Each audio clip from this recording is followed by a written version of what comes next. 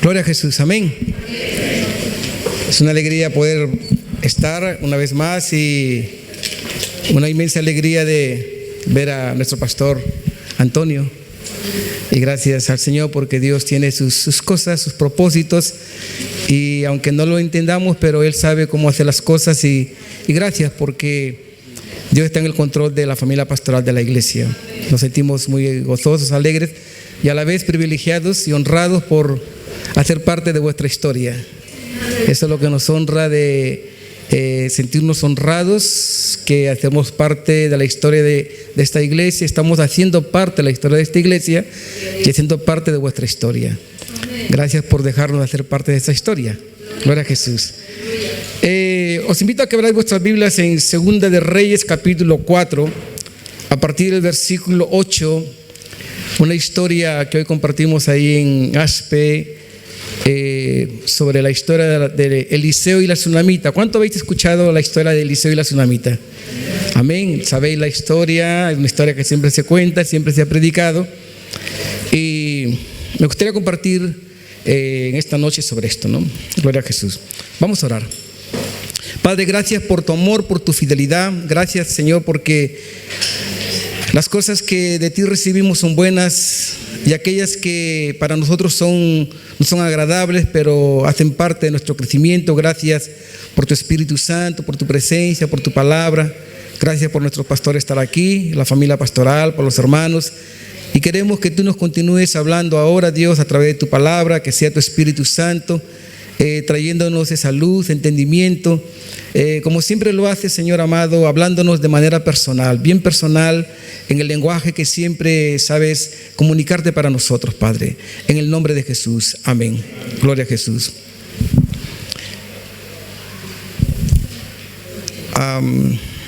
Resignificar. Me gustaría iniciar hablando sobre la palabra resignificar. Es una palabra que a partir del año 2000, dentro del mundo intelectual, del mundo de la ciencia, de las letras, del mundo de la historia, se está usando mucho. Sabéis que España es la meca de las culturas, y gracias a Dios, porque a través de la inmigración pues estamos aprendiendo mucho, estamos aportando mucho a España, ¿no? Porque soy inmigrante, estamos aportando mucho a España, y muchos están identificando, empatizando con la cultura latinoamericana. Y la palabra resignificación es una palabra latina que se usa mucho en Latinoamérica, que significa volver a darle un sentido a las cosas. Esto es lo que es resignificación. Resignificar quiere decir volver a darle un sentido, digamos, muy amplio. Puede decirse de dos maneras. Resignificar desde mi presente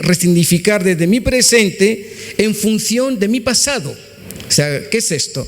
Que quiere decir que yo estoy viviendo ahora, y en mi pasado acontecieron cosas que a veces uno dice, no sé por qué me acontecieron, no sé por qué me pasaron, no sé por qué mi padre me abandonó, por qué mi padre me dejó, no sé por qué pasé este problema, por qué me quedé sin papá, por qué me quedé sin mamá, por qué nací en un hogar pobre, por qué nací en un hogar rico donde mi padre trabajaba mucho pero nunca estuvo con nosotros. No sé, pero en mi presente, resignificar quiere decir que yo estoy en mi presente y miro para mi pasado, y desde mi presente, con la experiencia, principalmente ahora que somos hijos de Dios, desde mi experiencia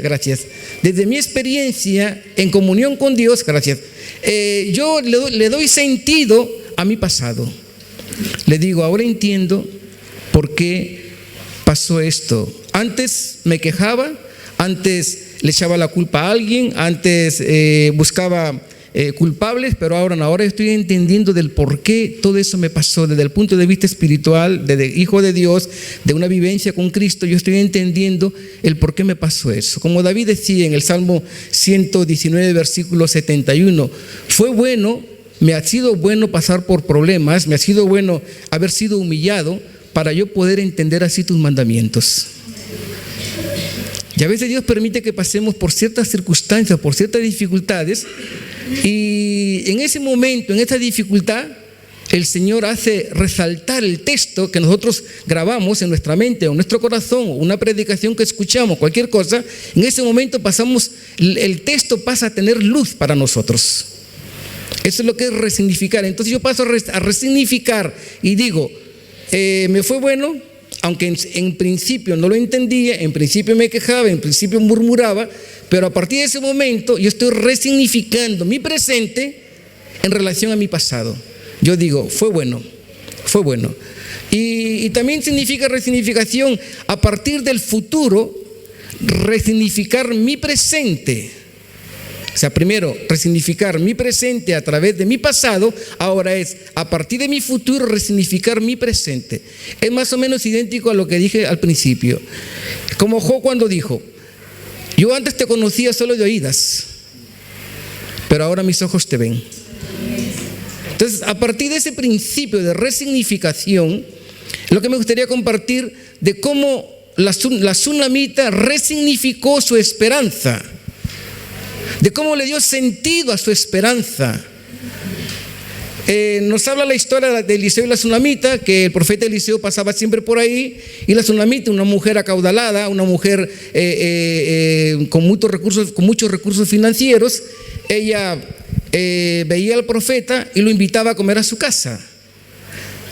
Pero era tan generosa que ella quería hacer un poco más de esto. Ella habló con su marido y le dijo, mira, ahora yo entiendo que este hombre que pasa por aquí es un santo varón de Dios. ¿Será que antes ella no entendía? Ella lo atendía como un hombre de Dios, pero ella dice, ahora yo entiendo que este santo hombre que pasa por aquí es un santo varón de Dios.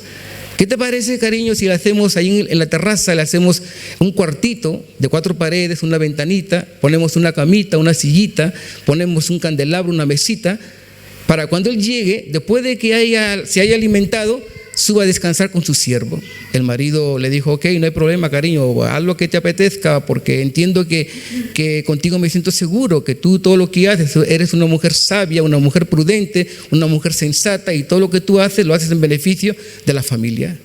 Entonces, hazlo, no hay problema. Pues le hizo la casa, el cuartito, y cuando un día pasó el profeta por ahí, el profeta siempre pasaba, iba de cuando en cuando por todo Israel, y después de hacer su misión que tenía que hacer, él volvía al Monte Carmelo, donde estaba la escuela de profetas. La escuela de profetas, el director de la escuela de profetas, de la escuela teológica, estaba en el Monte Carmelo. Y primero, el primer director de la escuela de profetas fue Elías. Después de Elías ser arrebatado, ser trasladado, se quedó bajo la responsabilidad del profeta Eliseo. Y el profeta Eliseo tenía a cargo la escuela de profetas. Y cada vez que él pasaba por Sunem, por la casa de la tsunamita, no, la Biblia no dice cuál era el nombre de la mujer, era la mujer, la tsunamita, se quedaba ahí, descansaba, se alimentaba y después continuaba su viaje hacia el Monte Carmelo. Y en cierto día, cuando está ahí, le dice el profeta a su siervo Gehazi, ¿qué podemos hacer por ella? ¿Qué podemos hacer? Y le dice, pues no, es una mujer muy importante aquí en el pueblo, no sabemos qué hacer por ella, cómo podemos retribuir la bondad, la generosidad que ella tiene para con nosotros. Y Gehazi le dice, mira, ella no tiene hijos, su marido es viejo y no tiene hijos. Y el profeta le dice, mándala a llamar. La mandó a llamar, la tsunamita llegó, se paró en la puerta y le dice, de aquí a un año, darás a luz un hijo. Y la mujer dijo, no se burle mi señor de mí. Y al cabo de año, conforme a la palabra profética, la palabra que el profeta liberó sobre ella, la palabra que el profeta soltó sobre ella, la mujer se quedó embarazada y al cabo de año engendró y tuvo un hijo. Y con el pasar del tiempo el hijo creció, la esperanza de ella se había reavivado y creció. Y llegó el momento que ella murió, el niño murió. Ella hizo lo que tenía que hacer, conforme la Biblia dice, el marido, o sea, el niño fue a donde estaba papá, le dio una fuerte insolación. Algunos dicen que fue una insolación en la cabeza, que se quedó semimuerto. Después se lo mandó el padre, mandó a su criado que se lo llevara a su madre. Su madre lo cogió, lo puso en su regazo y murió en el regazo de la madre. La madre no se lo dijo al marido, subió el niño hacia la casa hacia la habitación del profeta, lo dejó, cerró la puerta, fue y le dijo al marido, mira, voy a ver al profeta. Y el marido le dice, no es luna nueva ni día de reposo. El marido había encajonado su religión porque los profetas acostumbraban a subir a donde Dios era adorado los días de luna nueva y día de reposo, para que la gente que iba a adorar en el lugar indicado pudieran ir al profeta y consultarle al profeta, hacerle sus preguntas, consultarle sus problemas, para que el profeta pueda orientar a la gente. Y el marido le dice, según mi religión, el profeta no va a luna nueva, no hay luna nueva, solamente va en luna nueva y en sábado. No es luna nueva ni es sábado, así que no vayas. Pero como la mujer comenzó a vivir en un ambiente, en una atmósfera sobrenatural, en una atmósfera donde las cosas acontecían por la palabra profética, ella sabía que en su interior ya no era necesario vivir bajo el sistema religioso que el marido vivía. Para el marido ir a visitar al profeta luna nueva y sábado. La mujer dijo, no te preocupes. El marido le dijo, vale, si tú quieres ir, va. Y la mujer se fue a ver al profeta. Cuando la mujer estaba llegando al Monte Carmelo, como el Monte Carmelo, la escuela profeta quedaba casi en la falda del Monte Carmelo por la mitad, el profeta observa y le dice a Gehazi, va a la tsunamita, viene ahí y dile a la tsunamita, shalom contigo. Shalom significa paz. Shalom contigo. Dice, sí. Shalom con tu marido. Sí. Shalom con tu hijo. Ella dice, sí, pero no iba así, no estaba bien. Su hijo había fallecido y ella dijo, sí. Y le dice Gehazi, el profeta le dice, pregúntale si está shalom, hay shalom con su hijo, con su padre, con su esposo y con ella, porque Dios me ha ocultado su problema. Dios no me ha revelado su necesidad. Dios no me ha revelado lo que ella está pasando. Y ella llegó, le dijo al profeta, el profeta le dijo a Gehazi, déjala porque su alma está atormentada, angustiada. Ella se postró a los pies del profeta, comenzó a derramar su alma, y ahí fue donde el profeta le dice, déjala porque su alma está profundamente angustiada. Se fue, le dice, Señor, ¿por qué hiciste que en mí despertar la esperanza para después morir esa esperanza? Y el profeta le dice a Gehazi, coge el bastón, va a la casa donde está el niño en la cama y llega a la habitación, ponle el bastón, el báculo en la cara. Y ella dice, mira, yo no quiero el bastón porque la unción no está en el bastón, la unción no está en la chaqueta, la unción no está en el pañuelo, la unción está en ti. Yo quiero a ti, yo quiero que tú vayas conmigo a casa. Y el profeta fue, hizo lo que tuvo que hacer, llegó, cerró la puerta, dejó a Gehazi y a la madre fuera de la habitación. El profeta entró a la habitación, comenzó a dar vueltas, oró, se acostó encima del niño. El niño entró en calor, no pasó nada. Después se levantó otra vez el profeta se puso a rodear la habitación. Después otra vez el profeta se acostó en el niño, encima del niño, nariz con nariz, ojos con ojos, boca con boca, mano con mano, y el niño estornudó 7 veces. Estornudó 7 veces. Después el profeta mandó a llamar a Gehazi y a la tsunamita y le entregó a su hijo, se lo entregó vivo, resucitado. La historia de la tsunamita es una historia que personalmente a mí me motiva a que persevere e insista con Dios en aquello que yo sé que Dios me ha dado. Yo sé que mis hijos Dios me lo ha dado. Yo sé que hay cosas que yo sé que Dios me ha dado. Y la tsunamita nos enseña a que independiente de las circunstancias, por más adversas y difíciles que sean, y por más aparentes circunstancias que aparezcan, que no hay esperanza, la tsunamita nos enseña que aún hay esperanza. Si persistimos, si nos dirigimos conforme a cómo ella lo hizo, se dirigió al varón de Dios, al varón que había liberado la palabra sobre ella. Es interesante que cuando el profeta le dijo a la tsunamita: a cabo de un año tú engendrarás un hijo. Cuando Dios se le apareció a Abraham, a los 75 años, cuando Abraham tenía 75 años, Dios comenzó a irle dando promesas de que en su descendencia serían benditas todas las familias de la tierra. Y conforme iba pasando, Dios le iba dando forma a la promesa que Dios le había dado a Abraham, para que a través de su descendencia, a través de todas las familias de la tierra, sean bendecidas. Y antes de Sara dar a luz, que era estéril, con 90 años, y Abraham con 100 años, Dios se le aparece, va al encuentro de Abraham en Génesis capítulo 18, va al encuentro de Abraham y le dice: de aquí a un año vendremos y te visitaremos.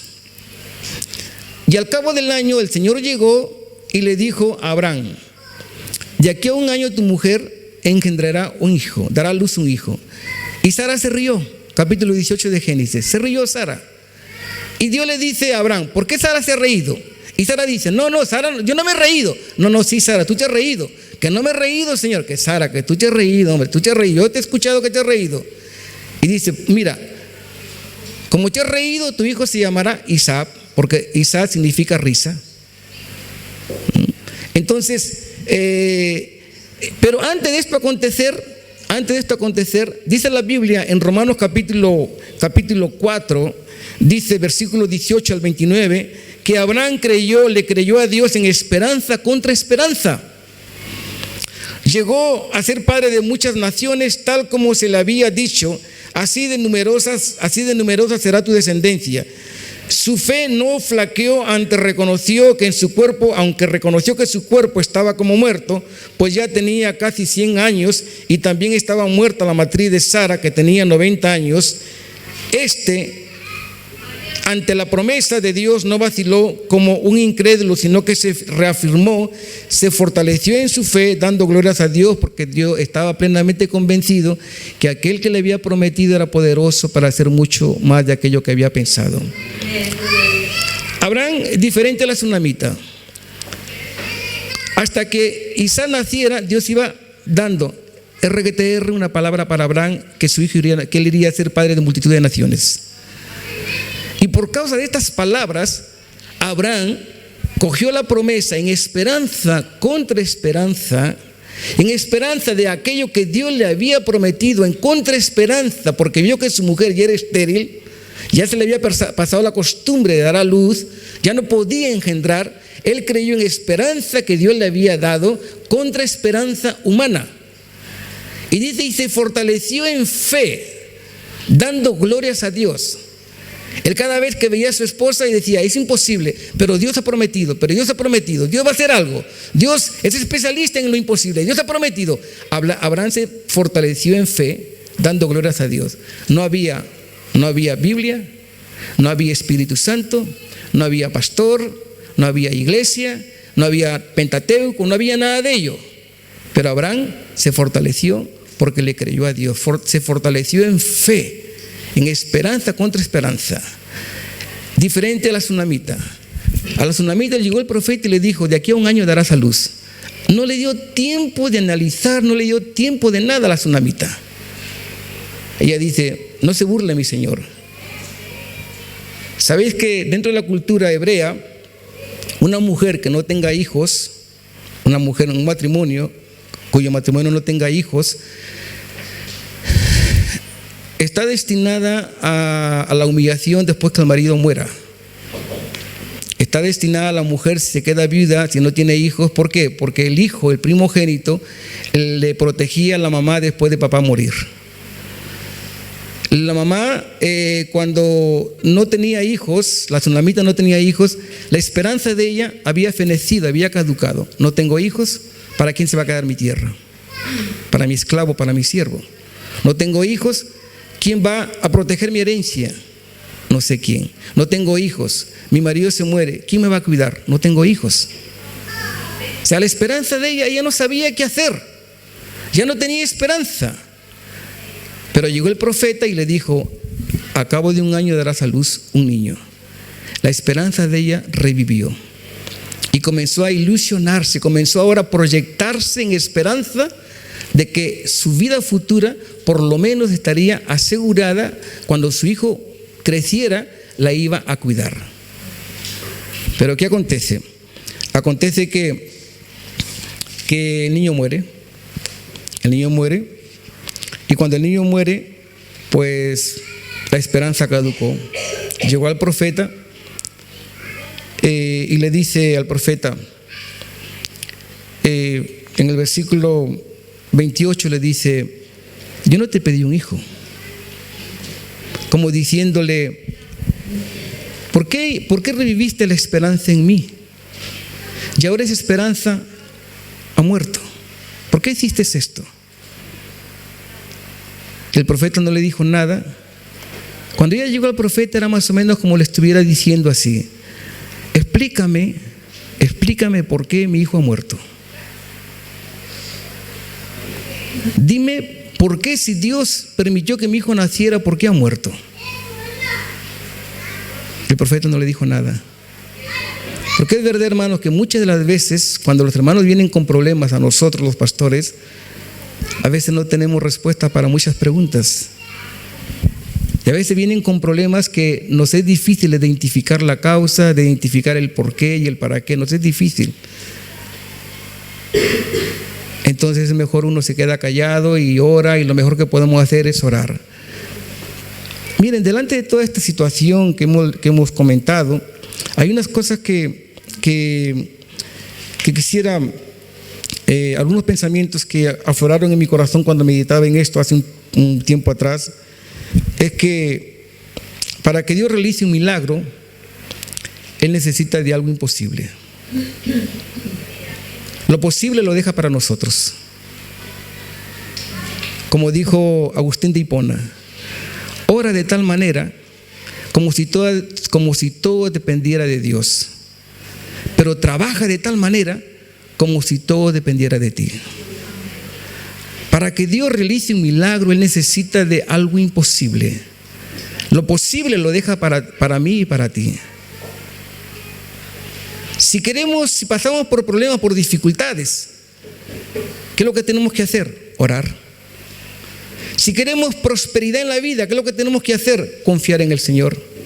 Si queremos sacar buenos calificativos en la escuela, o sacar 8, 9, 10, ¿qué tenemos que hacer? Estudiar. Si queremos dar buen testimonio, si queremos ganar las vidas para Cristo, ¿qué tenemos que hacer? Evangelizar. Si queremos que alguien acepte a Jesús y no conoce a Jesús, pero ¿qué tenemos que hacer? Dar buen testimonio. Si queremos que Elche, Aspe o España sea salva para Cristo, ¿qué tenemos que hacer? Evangelizar, invertir financieramente. Si queremos que la iglesia crezca, ¿qué tenemos que hacer? Orar, ayunar, evangelizar, trabajar y disponernos para hacer cosas para la obra de Dios. Hacer lo posible, lo que corresponde a nosotros. Y Dios hace lo imposible. Lo imposible lo dejamos para Dios. Lo imposible es otro departamento que no nos corresponde a nosotros. Lo imposible es un departamento que corresponde al Padre, al Hijo y al Espíritu Santo. Lo posible es para ti y para mí y para todos nosotros. Para que Dios realice un milagro necesita de algo imposible. Tal vez tú estás esperando tu milagro, pero tu milagro no va a acontecer porque hay posibilidades de que tú hagas las cosas posibles. Después de tú haberte esforzado y no ha pasado nada y Dios ve imposible, entonces Dios actúa. Por eso hay alguien que dice: donde la ciencia pone un punto final, donde la historia pone un punto final, Dios borra el punto final y pone una coma y dice: ahora comienzo yo. Que la historia con Dios es diferente. Que ese departamento le corresponde a Dios de lo imposible. La segunda cosa que yo veo en forma de pensamiento es que toda promesa viene siempre en forma de una semilla. Toda promesa de Dios viene en forma de una semilla. Fue lo que le dijo el profeta le dijo a la tsunamita: de aquí a un año abrazarás un hijo. Vas a abrazar un hijo de aquí a un año. Liberó la palabra. Toda promesa de Dios viene en forma de una semilla. Yo recuerdo, decía ahí por la mañana, yo lo hice en son de broma, ¿no? Cuando estaba en Portugal, que llega un hermano y me dice: pastor, ora por mí para que Dios me dé mucha paciencia. Y yo oré, le puse las manos sobre su cabeza, oré y le dije: Dios, mándale un carro de problemas a mi hermana. Y me dice: no, pastor, yo no quiero problemas, yo quiero paciencia. Vamos a orar, pastor, que Dios me dé paciencia. Oré: Señor, mándale un carro de problemas a la hermana. Me dice: no, pastor, yo quiero paciencia. Le dice: mira, ¿qué dice Romanos 5? Que la tribulación produce paciencia. Dios, dame amor. Dios te dice: mira, va y ama a ese chico, a esta chica que la tienes como una piedra en tu zapato. Ámalo, abrázalo. Señor, dame amor. Mira, hazle una compra a esa persona que te mira mal. O sea, no es Dios, dame amor como varita mágica y pum, amor ahí. Dios, dame paciencia y pum, paciencia. No, no funciona de esa manera. Es el fruto del Espíritu que tiene que pasar por el proceso de muerte. Para que dé fruto, tiene que morir la semilla. No se puede dar fruto si la semilla no muere. Entonces, para que toda promesa de Dios siempre viene en forma de semilla, que fue lo que Dios le dijo a la tsunamita. Lo que el profeta, le dijo a la tsunamita: abrazarás un hijo. Pasó el tiempo debido, 9 meses. El niño creció, nació, creció, pero después murió. Al año que viene. Interesante el cuidado que Dios tenía para con la tsunamita, intentando de recompensar el bien que él estaba haciendo, que había hecho para el profeta. Toda palabra que sale de la boca de Dios en forma de palabra profética, Dios cuida lo que siembra. El profeta liberó una palabra profética sobre la mujer, pero la palabra profética aparentemente murió. Dios le dijo a Jeremías: Jeremías, ¿qué ves? Ve una vara de almendro. Muy bien, Jeremías, ¿qué has visto? Dice: así yo velo por mi palabra para ponerla por obra. Yo velo por mi palabra para que ella se cumpla. Yo velo por mi palabra para que ella se ejecute, para lo cual yo la envié. Dios está más interesado en producir lo que Él sembró en nosotros, que nosotros cuidar lo que Él sembró en nosotros. La tsunamita aceptó un no como respuesta. Ella dijo: no, Dios puso esto en mí. Mi hijo nació a través de una palabra profética. El hombre de Dios, el varón de Dios, liberó sobre mí una palabra profética. Tal vez ella se acomodó. Y ahí fue donde viene el término que yo usé: resignificar. Donde en el momento que ella llegó al profeta y le dijo: yo no te pedí un hijo. Mi esperanza caducó, mi esperanza feneció, mi esperanza murió. Yo no te pedí un hijo. Yo me ilusioné con el hijo que fue liberado sobre mí con la palabra profética. Mi hijo murió, ¿y ahora qué? Vuelvo otra vez a estar pensando: y ahora mi marido va a morir, y cómo me voy a quedar, y todas esas cosas. ¿Qué es lo que hizo el profeta? El profeta resignificó su esperanza, le volvió a dar un sentido real de la esperanza. Por eso yo siempre uso esta palabra: resignificar la vida, resignificar la promesa, resignificar la esperanza, resignificar la familia, resignificar los hijos, resignificar el trabajo, resignificar el sueldo, resignificar la iglesia, resignificar los hermanos que están a nuestro lado. Porque a veces no le damos el sentido que Dios quiere que le demos, el sentido real. No sé si has escuchado alguna vez de alguien que fue librado de un desastre y dice: mira, volví a nacer. ¿Has escuchado alguna vez a alguien decir esto? Volví a nacer. ¿Qué es lo que está diciendo? Yo ahora estoy resignificando la vida, le estoy dando el sentido real de la vida. Antes para mí la vida era la vida, nada más. No la disfrutaba, no la bebía. No la vivía. Me despertaba, me aseaba, iba a hacer las cosas y para mí era una rutina. No disfrutaba a los hijos, no disfrutaba la esposa, no disfrutaba el hogar, no disfrutaba el domingo, no disfrutaba el descanso, no disfrutaba nada. Pero muchas veces tiene que pasar alguna aparente desgracia para poder pasar a revalorar lo que Dios nos dio. A veces Dios permite esas cosas. A veces Dios permite que nuestros hijos pasen por problemas, por dificultades. Nos quedamos sin trabajo. Nos quedamos sin paro. Hay problemas en el hogar, a punto de divorciarse, que en su tiempo no le dimos la importancia de vida. Pasamos por problemas, por dificultades, llegamos a la iglesia, pedimos oración por los problemas que estamos pasando. La iglesia se levanta y ora, porque creemos en el propósito de Dios en cuanto a la familia, creemos en el propósito de Dios en cuanto al matrimonio, creemos que cada hijo que tenemos Dios nos lo ha dado, creemos que nuestros hijos están aquí en la tierra con un destino profético, creemos que tú y yo estamos con un destino profético aquí en la tierra. Por eso oramos, por eso nos aferramos a la palabra, oramos para que Dios vuelva a resignificar lo que Él te ha dado, para que Dios pueda darle vida a lo que Él te ha dado. Creemos en ello, por eso estamos orando, y a veces Dios permite ciertas circunstancias en nuestra vida para que nosotros podamos después revalorar las cosas, para que no busquemos culpables. Es que yo soy así porque mi papá pues me abandonó. Yo soy así porque me decían en la escuela así. Yo soy así porque todo el mundo pasa de mí. Siempre buscando culpables. Pues en la vida con Dios, Dios intenta que tú y yo resignifiquemos esas situaciones y pasemos a valorar lo que Él nos ha dado. Por eso que la mujer fue al profeta, aquel que había liberado la palabra profética sobre ella. No fue al cura, no fue al curandero, no fue al brujo, no fue al hechicero.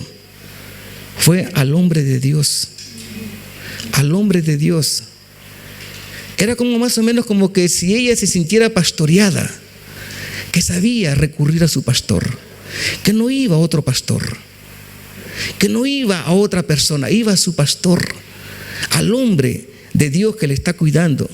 Porque es verdad, hermano, mire, nosotros los pastores, yo creo que también el pastor Antonio, ¿cuántas veces pasamos la noche sin dormir por ciertos hermanos que están pasando por problemas? ¿No es verdad, pastor? ¿Cuántas veces? Y a veces Dios nos revela cosas que uno prefiere callar antes de hablar. Y uno sufre en el silencio. Uno ve al hermano y quiere decirle las cosas y Dios dice, calma, tranquilo, que yo estoy trabajando con la persona. Y quiere decirle al hermano, a la hermana que está yendo, está pisando hondo, que está distanciando y no puede. ¿Por qué? Porque velamos por los hermanos, pagamos un precio por los hermanos. Y muchas de las veces, pues, el hermano al no sentirse pastoreado en su problema, recurre a otras personas. La tsunamita fue diferente. Ella sabía quién había liberado la palabra profética sobre ella.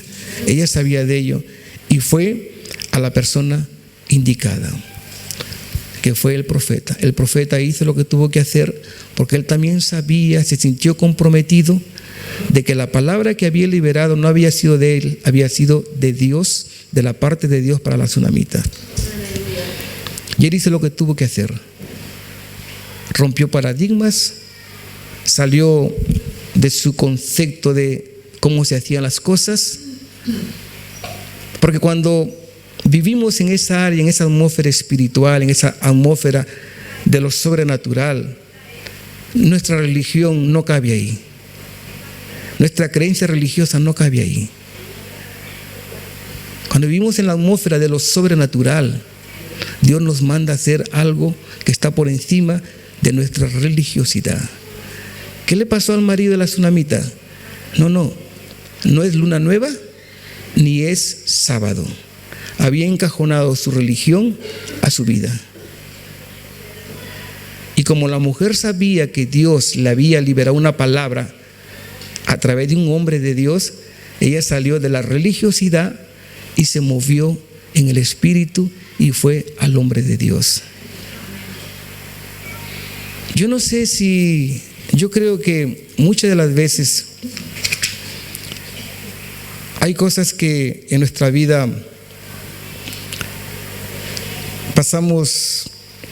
Yo un día dije, no, mira, de mi parte sería deshonesto, y confieso que me gustaría decirlo muchas veces, pero sería deshonesto en decirles que seguir a Jesús, ser fiel a Jesús, dar buenos diezmos para el Señor, son salvoconducto que nada te va a pasar de problemas. Me gustaría decir, pero os estaría engañando, me estaría traicionando lo que la Biblia dice. Porque seguir a Jesús, ser fiel a Jesús, no nos exime de problemas, no nos exime de dificultades.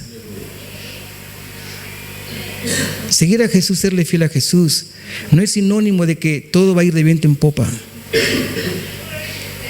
Seguir a Jesús es otra cosa. Seguir a Jesús es sufrir por Jesús. Yo a veces digo, me gustaría decirle, cree, profetiza, libera. Me gustaría decirle, reivindica tu promesa, reclama tu promesa y profetiza. Y me gustaría, pero no es así. Las cosas de Dios no funcionan así, por lo menos a mi punto de vista. No funcionan de esa manera. Seguir a Jesús es muy diferente en cuanto a esa teología neopentecostal se está predicando hoy en día. Una teología de agua con azúcar, de quita miedo, un evangelio light. No el evangelio de que seguir a Jesús implica en morir, en renuncia, en sacrificio, en sufrir. Pablo le dijo a Timoteo, no solo nos fue dada la gracia de creer en Él, sino de padecer por Él. Tal vez tú estés, porque muchas veces a mí me pasa esto también y tú eres como yo, que somos humanos, somos de carne y hueso y pasamos por problemas y por dificultades. A veces Dios tiene que tocar ahí, ¿sabe? Hacer pupa, hacer ahí, para acercarnos más a Él. De cosas que tal vez no le está dando valor. Tal vez no le estás dando valor a tus hijos, a tu esposa. Tal vez no le das valor a lo que Dios te ha dado. Y a veces Dios quiere resignificar lo que Él te dio en forma de conquista para que tú vuelvas a reconfirmar, a resignificar la conquista que Dios te dio, para que las cosas puedan tener el valor que Dios quiere tener, pero según el sentido de Dios. Te animo a que no permitas que esto acontezca en tu vida. Dios te ha dado cosas como a ti y a mí nos ha dado cosas. ¿Y cómo vamos a mantenerlas? A través de la oración, a través del descanso con Dios, a través de la humillación delante de Dios. No hay otro modo, no hay otra manera de poder conservar lo que Dios nos ha dado.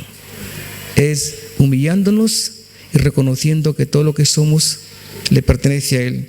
Como dice, concluyo con este versículo de Efesios 3:20, dice, y aquel que es poderoso para hacer mucho más abundantemente de aquello que pedimos, de aquello que pensamos, de aquello que imaginamos, dice, según el poder que obra en nosotros, a Él sea la gloria, la honra por la iglesia y en Cristo Jesús, por todas las generaciones, por los siglos de los siglos. Amén. Y aquel que es poderoso para hacer mucho más de aquello que tú imaginas, de aquello que tú piensas, de aquello que tú pides. Si tú le estás pidiendo algo a Dios, imaginándote algo a Dios, imagínate de algo que Dios te puede sorprender. Amén. Vamos a orar. Padre, gracias por tu amor, por tu fidelidad. Gracias, Dios, porque las cosas que nos das tienen un propósito, Señor. Y ayúdanos a valorar, ayúdanos a resignificar las cosas que nos das, Señor. Ayúdanos a darle el valor debido, Señor, y que humildemente podamos reconocer que sin ti no podemos hacer nada, Señor.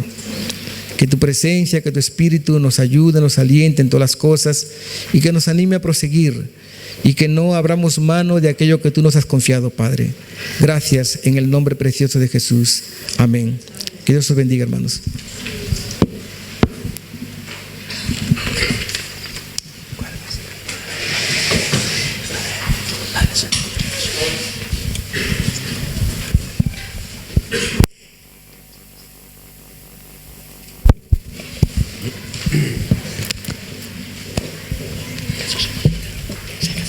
Amén, gloria a Dios. Amén. Esta mañana comentábamos que nosotros ponemos los panes y los peces y Dios hace el milagro y Dios multiplica y da el alimento a 5.000 personas a los que Él quiere, ¿no? Y nosotros ponemos lo que nosotros tenemos y tenemos que poner nuestra vida, nuestro corazón en el Señor y seguro que Dios va a hacer milagro. Lo sobrenatural le corresponde a Él. Así que